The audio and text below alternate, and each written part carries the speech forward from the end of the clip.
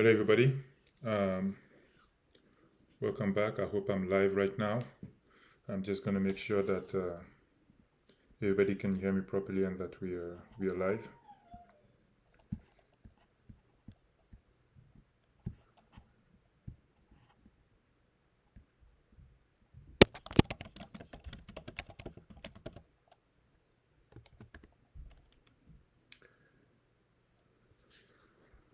Hello, Lord Kant. Hi, Styles. Hi, Baldeep. Balls Deep. I always call you Baldeep. I don't know why. My apologies.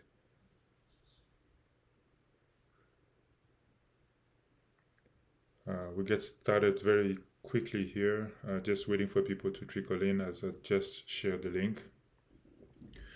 We have quite a few things to cover. If you can hear me, please confirm in the chat.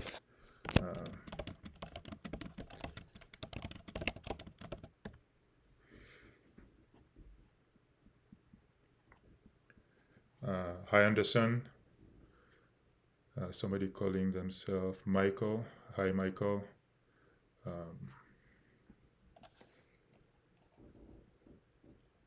Hi, Hexballs. Hi, T-Share. Hi, everyone. I think everyone can hear me. Yes, Michael, you're right. You can feel my French accent. Unfortunately, I can't get rid of the multiple accents that I have. I have quite a few going on here. Thanks, everyone, for joining. Really glad to have you all here. We have quite a few questions, items to cover today in the live stream. So I'm anxious to get started, and we'll do just that. First and foremost, I would like to say thank you to everybody that participated in the Go Live, in the mDAXE Go Live. Especially thank you to the team. Thank you to the admins and everybody that contributed. It's humbling to see what Dax has become over the short while that we've been here. Really also humbling to see how Dax is already starting to change people's life. It's not something I anticipated. The messages that I get and the life-changing messages that I get from people saying that Dax is helping them in their life. That's great. Hopefully, this we'll get more of that. That's why we're here to help people get appreciating value in their investments and their assets, not just for the short term but the long term. As always, just to get people situated around what Dax is, and I'm going to cover a little bit what Dax is, and then we'll go into the details of the launch, and then a few comments will be made around what we will change and what we will adjust for future launches, because we must all recognize and all be honest about how we're now a little bit a victim of our own success, and because of that, there are parties out there taking advantages of Dax in ways that I don't necessarily like. So we'll address that right out of the bat. So what is Dax? So Dax is essentially, as I always say, Dax is a multi-chain certificate of deposit. A certificate of deposit is a excuse me, losing my voice here. Certificate of deposits are essentially instruments that enable you to store your asset for a defined amount of time, and the longer you store them with a financial institution, the more return or the more yield you get. So we're starting to have a few certificates of deposit in crypto. The most successful, of course, being Hex. We're not necessarily following the Hex model. We're really following the model of certificate of deposit in general, but on crypto. Hex did that on, was one of the most popular, I guess, that did that on the Ethereum network.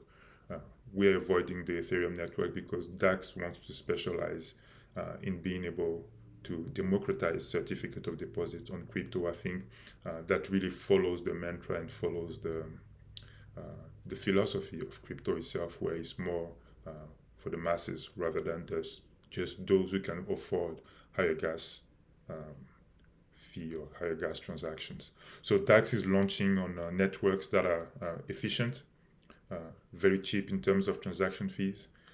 Daxe also provides yield in multiple ways. So the way you increase your asset in Daxe is as you stake, you get a base interest rate. You also get a long stake interest rate.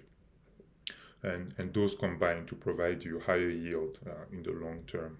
In addition to that, all Daxe stakers benefit directly from penalties, and the penalties are applied to anybody that would end their stake early. So when you stake early, unstake early, there is a penalty applied. That penalty is gathered and redistributed to all Daxe holders, Daxe stakers, not holders. And we're multi-chain. Why? We're multi-chain because, as you know, we started on BSC. We deployed on AVAX very recently, a couple of days ago. We deployed on Polygon, and our intention is to continue deploying on more and more popular chains, Solana, Pulse Chain when it comes out, and ADA when it figures out exactly what the situation with its DEXs and the lack of DEXs, I should say. Phantom, which I'm starting to like more and more,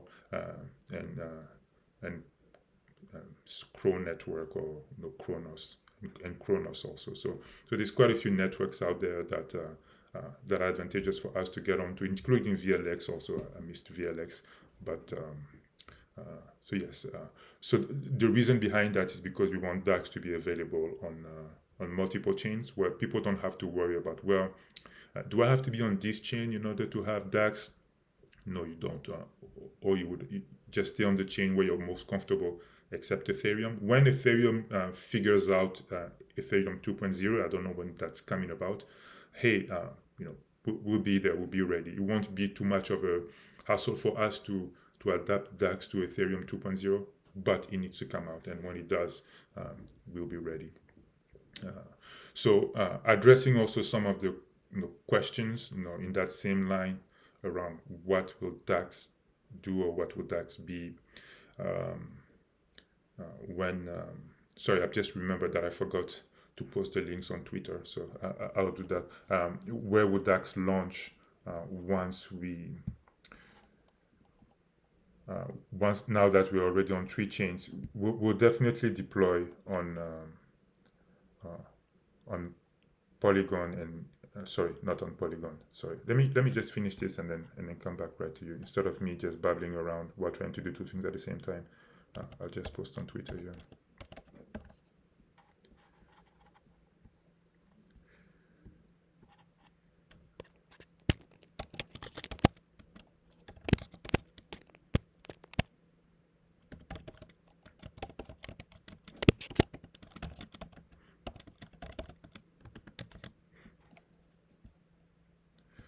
Okay, awesome. So my apologies for that. So yes, so a few stats I think are important to cover, as we always do.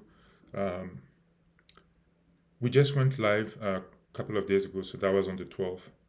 That again went live on Polygon. Polygon, which is also called Matic for those who don't know. So that's why we call it mDAXE. We reserve the P for Pulse Chain Dax or PLS Dax. Although we went live, just 3 days ago, we're already at 67 billion Dax staked, and about 750 or 750 plus stakes. So that's just in a few days. That's amazing. I will remind everyone that we have about 1,700 stakes on BSC and about 1,500 plus stakes. So we're already starting to approach 4,000 stakes across all chains. That's a figure to be to withhold and to be proud about, not just for pride, but also for math. Why? Because as the number of stakes increase, the base floor of Dax continues to rise, which is what we want over the long term. We want the base floor price of Dax to continue to rise and benefit those who have staked. So again, we continue to be impressed by those numbers. Another thing that I would like to mention too is that development for Solana has already started. So we're knee deep in the development for Solana. What does that mean? That means we're trying to target February the 12th for Solana, because we fully suspect that Pulse-Chain will not be ready by then. So quite a lot of work for us to do there. Another thing that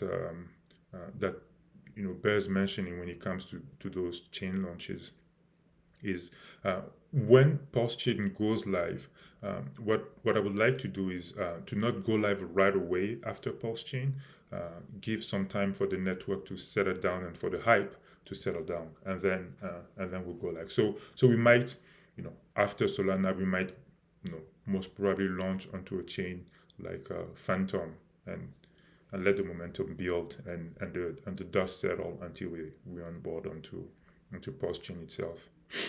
And then, for Ethereum, well, yes, I would love to be on Ethereum, but I'm not going to go on Ethereum when people have to pay $100 for gas fees. It's against our principles. Not even if there's a Ethereum has the largest amount of holders and so forth. That's beside the point. I think there are network fundamentals that need to be fixed first in Ethereum before we move there, both price and performance. So look at Polygon, for example.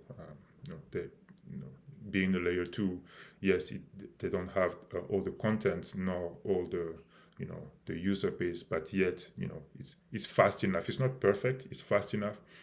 Very affordable. So you don't have to worry. That's another question that we got. Do I have to worry when I unstake my DAX or when my DAX stake comes to maturity? Will I end up being hit with a significant transaction fees? The transaction fees are so low that they're negligible, and we've brought quite a bit of improvements and performance improvements when it comes to gas consumption in Dax, and so you will notice that our transaction fees are fairly low. So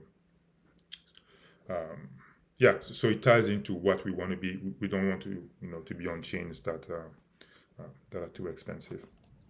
That can change in the future when those chains evolve.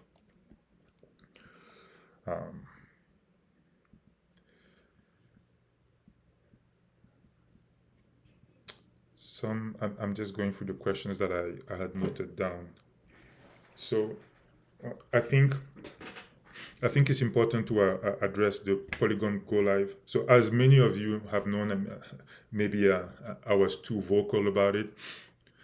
I was very happy that on the technical end of things, I was very happy with the Polygon go live. That's great. I like what I'm seeing in terms of community engagement. What I don't like is the extreme hype that leads to the gold rush. And I don't think there's a better word for that aside from gold rush. There's quite a few members in the community that are in it only for, I'm going to buy DAX as early as I can so that I can sell it before everybody else in order to make a profit. The truth is there's plenty of other coins out there that target this type of investment. DAX is not it. In fact, I would advise all long-term DAXers or DAX investors to dollar cost average in order to avoid being on the wrong end of a purchase. If you dollar cost average, whether there's a dip or whether there's a hike, you don't care, because in the long term, what you want is, you want to average or you want to spread out your your investment so that you get you know not the top or neither the top nor the bottom, but the average of the curve for DAX. And when you do that, you protect yourself against people who buy early. That being said, we are going to take measures against what I didn't like during that launch, which was specifically people essentially either hoarding the LP or purchasing significant quantities of DAX ahead of everybody at advantageous prices, and then trying to make a quick buck out of that. So going forward, this is what we're going to do. We are now the prevailing idea that I have is we are now going to restrict the LP in two sections, or divide the LP in two sections. So the initial LP will be reduced, but the remaining LP will be allocated through some form of a pre-sale, and only those who are staked in the long term will qualify for that pre-sale. And that's fine. Yes, the token will be a little more expensive than what you would get it at the base price when the LP comes. However, pretty much nobody gets the base price. So what that will do, it will do quite a few things. Number one, it will reward our long-term actors. For anybody that has been here from the beginning, you know that this is why we're building DAX for the long term.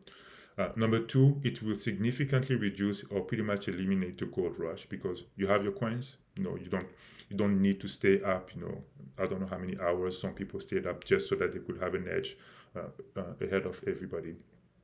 And number three, it will reduce the initial LP also, which will contribute again more to those same actors who have been identified as long-term actors. How are we going to determine what those long-term actors are?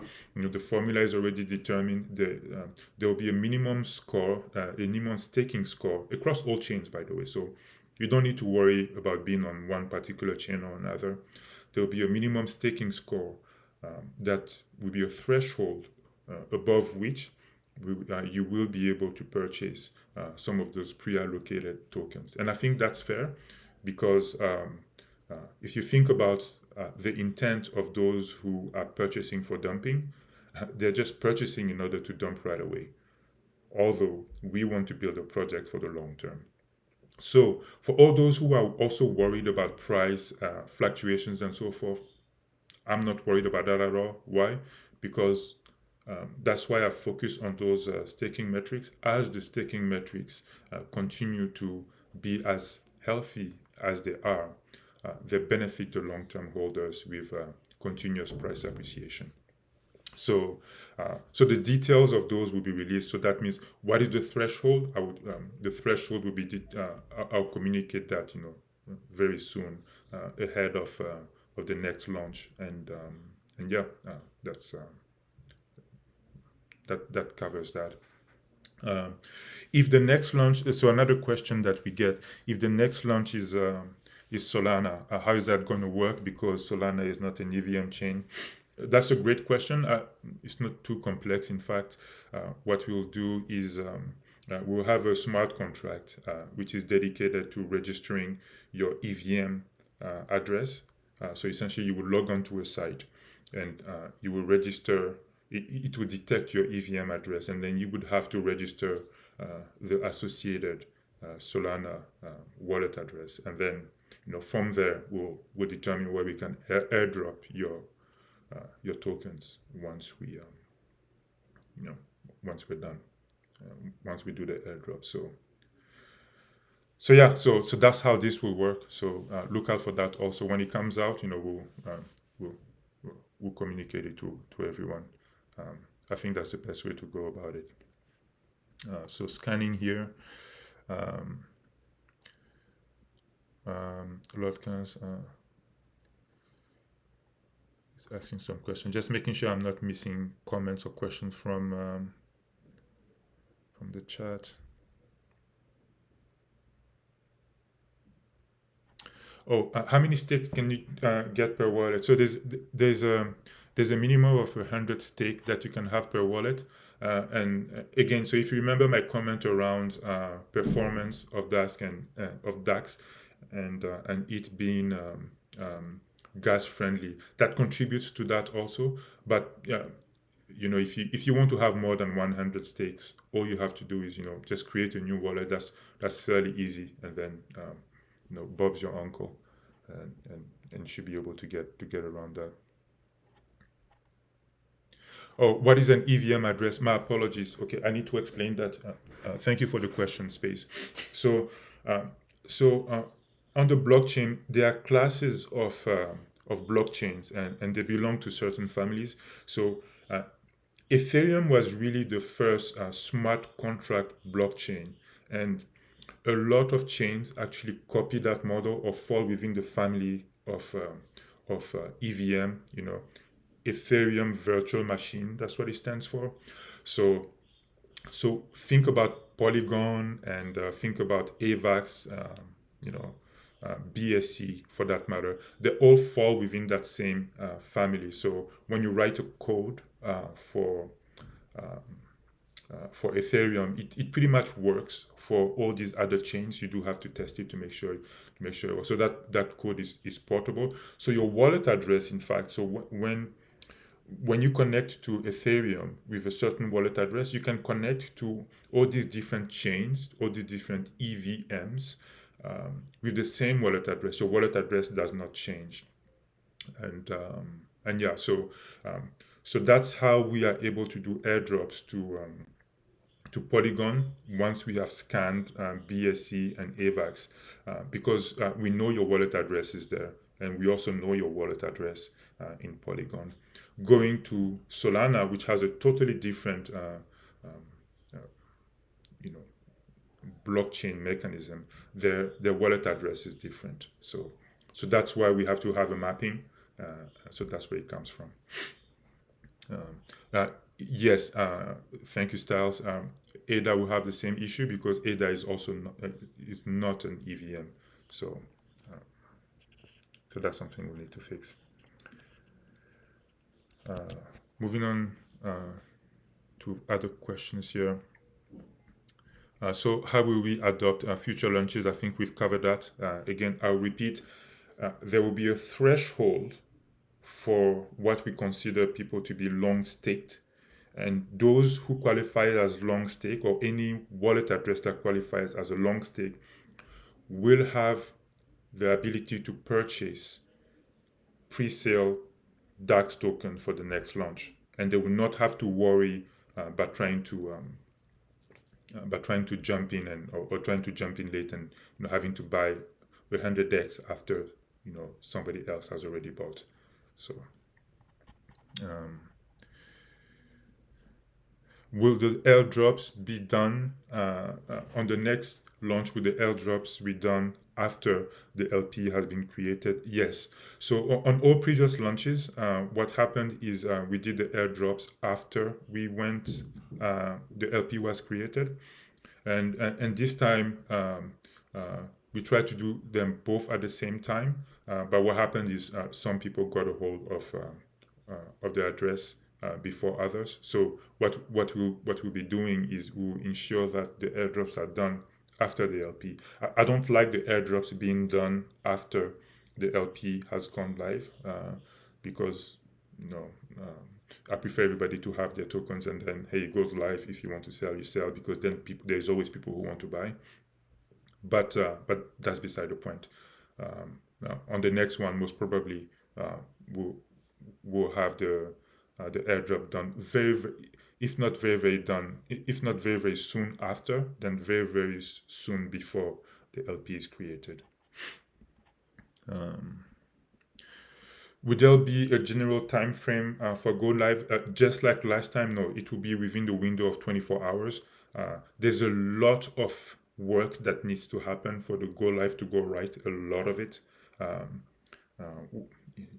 I get a little peeved when I see pump and dumpers trying to push for exactly a precise time just so that they can buy. I don't like that. So again, my apology if that rubs you the wrong way. the intent of this coin is not to be a pump and dump. Like I said, there's a, you know,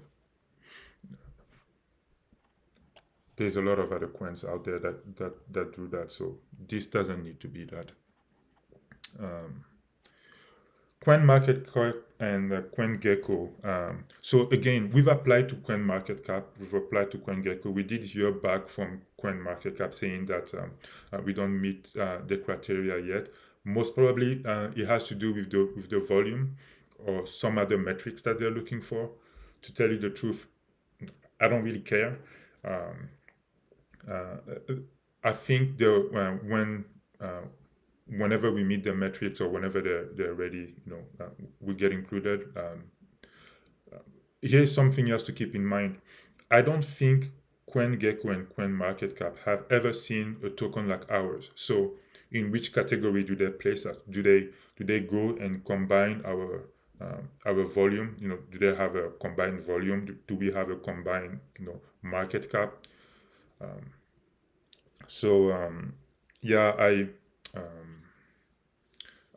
I think whenever they're ready, they're ready.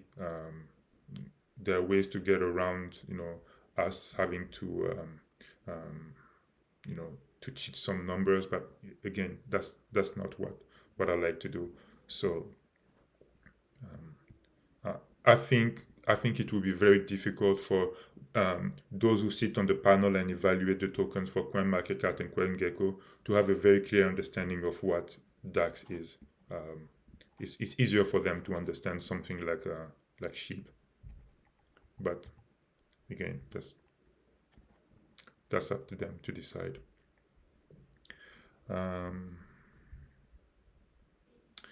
So there was a question from a community member before. So if I have tokens on Polygon, AVAX, and BSC chains, are my tokens swappable between chains?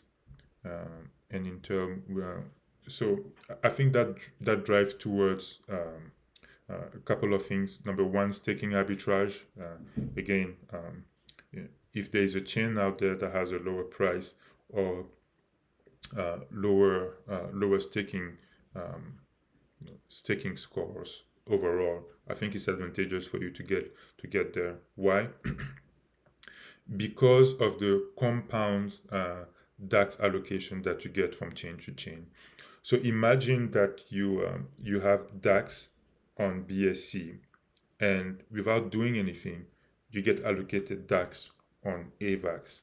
And then you take that DAX on AVAX and you long stake it without doing anything. You get now your DAX on BSC plus your DAX on AVAX, compounding to a total score now that benefits you for your DAX on Polygon. Now repeat that pattern as you go forward until we get to Pulse Chain and Solana, and your answer is there. Again, there's not only compound interest by staking DAX on one chain. There's compound, airdrops, I guess we should call it, with DAX as we move to more and more chains. So that's another way to benefit from DAX. How will I adapt the next launch? I think we've covered that. Yield on Polygon. So thank you for that question. Is the yield on Polygon higher than the yield on the two previous chain? Yes, and that's intently so. We wanted the yield on more successful chain to be a little higher than the yield on the two previous chains. Why? On the short term, it does not change what you get. So any short stake essentially gets the same. But as your stakes now start to get into the 6 months, 1 year, 3 years, and above, your yield becomes slightly better, and that slightly better compounds to something significant later on. So in the long term, that's something you want to keep your eye on, and that formula will carry through as we continue to be on more and more chains. Okay, so I think I am slowly getting to the end of the questions here that I had recorded from the chat and from Twitter.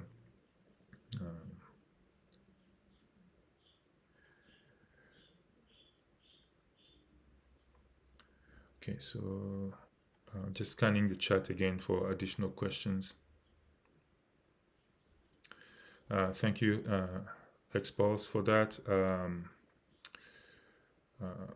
What about dot? Yeah, sure, we'll consider that.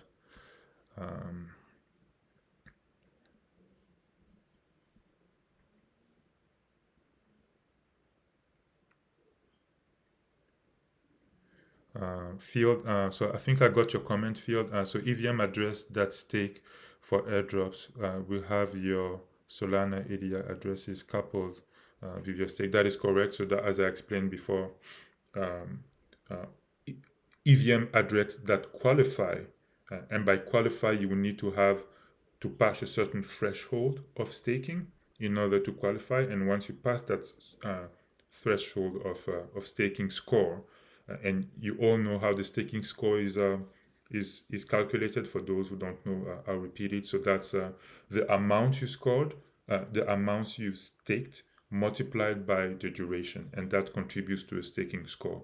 So, of course, some try to, what is it? Game the system by staking. Very. We see that at every launch. People trying to stake large amounts for very small period of time, just so that they could qualify for airdrops. What I didn't want was for people who had such a prerogative to actually hurt those who are in it for the long term. So long-term holders actually benefit more because if you're staked for let's say 10 years, then your staking score is pretty large.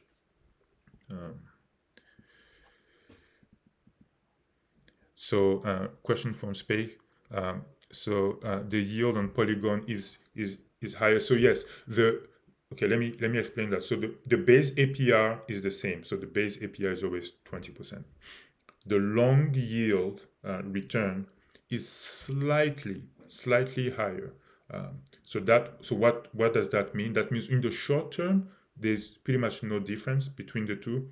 In the long term, there is a difference, and the longer you stake, the longer that difference is. And again, I covered why before. So we will be able to connect our wallet on mDAXE on the Daxe side to see our staking score. Actually, that's a great question. And that's something we might be able to consider. I know there's members in the community out there, specifically, what's his name, Alvincible, who's building an app, and most probably a website that goes with it, where you can see your stakes across different chains, and that's pretty impressive. So if he doesn't beat us to it, I think that's a great idea to have a section where you can just plug in your if you go to the staking page, you connect, it detects your wallet address, and then it tells you what your staking score is. That way you don't have to guess if you're within a range of the threshold. So yes, again, Tommy, 100 stakes is a max per wallet.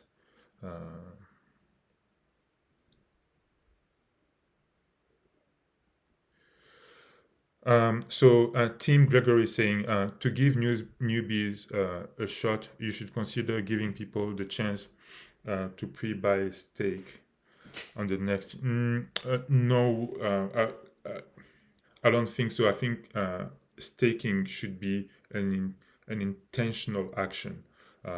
There will be opportunity. Again, there's opportunities here. You can purchase Dax on now 3 chains. So you don't have to wait for Solana to come out. You don't have to wait for Chain to come out. You can purchase it on BSC, AVAX, Polygon. Another thing you can do, or you can purchase it, on market, when when the LP is published. Or, if you are staked and you qualify above a specific threshold going forward, you will have, I don't know, you'll be allowed to get a pre-sale. Again, those who are staked, their staking score also still qualifies them for the airdrop, so there will still be an airdrop allocation. So there are people who've been staked for since BSC. These stakers are still getting airdrop going forward. So there's nothing wrong with that. My enduring advice to everyone, not just for DAX, but for any investment, spread out your buys. Do a dollar cost average. That way, you don't need to go all in all at once. There's always opportunities. It's in fact better for you, to spread out your buys because it's less stressful and you don't have to guess, whether or not you're in at the right time and so forth. So, I hope the Dax app will have more features. I hope so too. So if you have ideas for features, please drop them either in the chat here or in the chat at t.me/Dax token. The community is very vibrant there. Looking at the time, I think we're getting close to 45-minute mark. So unless there's any other questions that are poignant, I again want to what would the preferred trading pair for for Dax be when we launch on Solana? I haven't decided yet. Most probably USDC again. I'm liking USDC more and more as a stable coin. So why not stay with that? Would it be possible to wrap Dax stake as an NFT in the future? Oh boy. If you knew me better, you wouldn't ask me that question. I think NFTs are great. I think metaverses are great, not necessarily as investment vehicles, but as technologies that enable more use cases. So imagine an NFT. NFTs are great because they really represent concept or solidify concept of ownership. And ownership for anything. I think right now it's used a lot for art. It can be ownership for real estate. It can be ownership for cars. It can be ownership for a lot of stuff.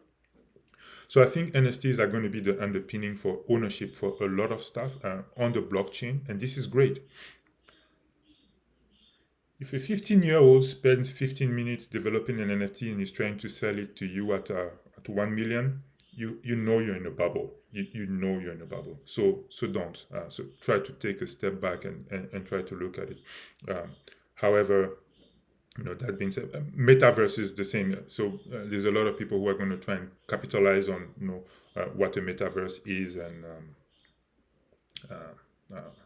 again, those of us who've been gamers for a long time know that the concept of another world has existed for a long time. Having another world run on the blockchain, that's innovative. Yes. Does that mean that it is so innovative that every thing that has a metaverse in it should be 1000x? Don't get me started. So the short answer is no, but use cases to help DAX holders and DAX takers in the long term, if there are some that come out that make a lot of sense, yes, that's something to consider. Okay. Again, I could spend a lot of time sitting here scanning the questions. I want to thank everybody for joining. I want to thank everybody for participating in the crazy and I'll say this. I think DAX is becoming a little bit a victim of its own success. I will say that I was a little bit surprised by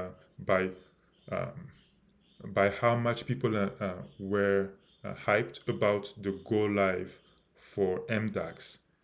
At the same time, it brought about things that I think are not conducive to the core spirit of what DAX is meant to be. So I am saying that kindly, because going forward things will be adjusted, and those adjustments will continue more and will be more lopsided towards long-term actors. So everybody has its role in Dax, and I thank everyone who has participated in the recent launch and recent launches, and we still have a lot more work to do. Another question that keeps coming up is what are we doing marketing wise? You'll see very soon. Okay, thanks again. Love you all, guys, and talk to you soon. Bye bye.